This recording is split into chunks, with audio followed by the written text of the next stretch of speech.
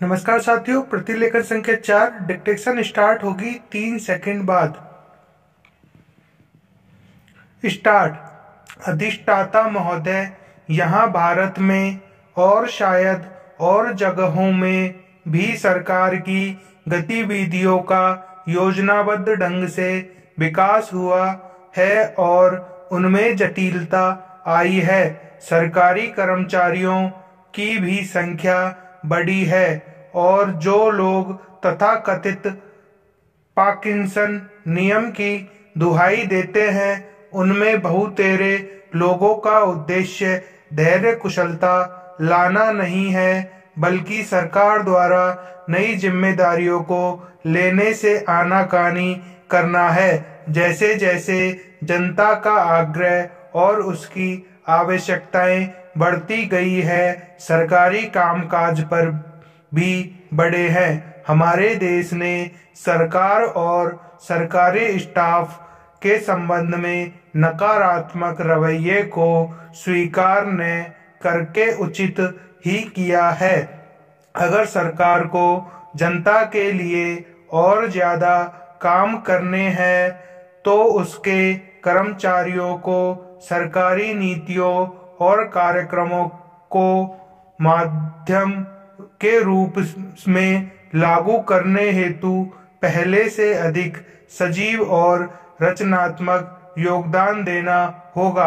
अपनी नई जिम्मेवारियों को निभाने के लिए सरकारी स्टाफ को स्वतः बदलना होगा। कुछ परिवर्तन आया भी है, लेकिन आगे के वर्षों में बहुत कुछ बदलने की आवश्यकता है। पैराग्राफ।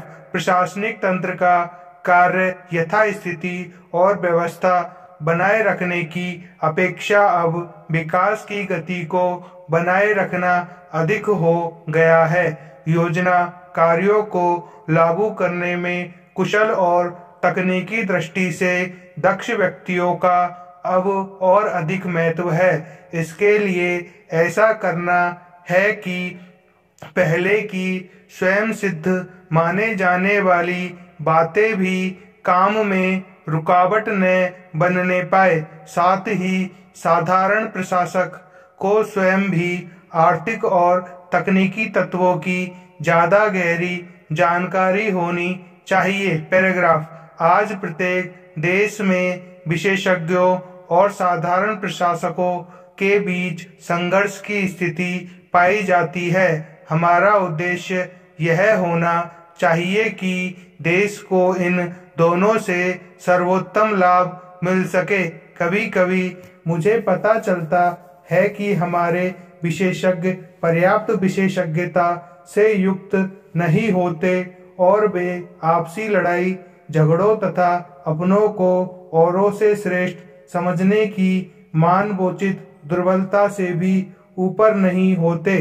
इसके बावजूद चाहे विशेषज्ञ हो या प्रशासक, दोनों ही एक समान सामाजिक परिवेश की उपज है और दोनों को ही भविष्य के कृतित्व के लिए अपने आप को तैयार करना चाहिए, क्योंकि आज विश्व में उन्नति का मूल मंत्र यही है कि विभिन्न क्षेत्रों में पारंगत लोग मिलजुल कर काम करें। हमें इस परिप्रेक्ष्य को ध्यान में रखकर ही विभिन्न प्रकार के सरकारी स्टाफ की भर्ती व प्रशिक्षण की नियुक्तियों पर पुनर्विचार और करना चाहिए। संपूर्ण विराम। धन्यवाद।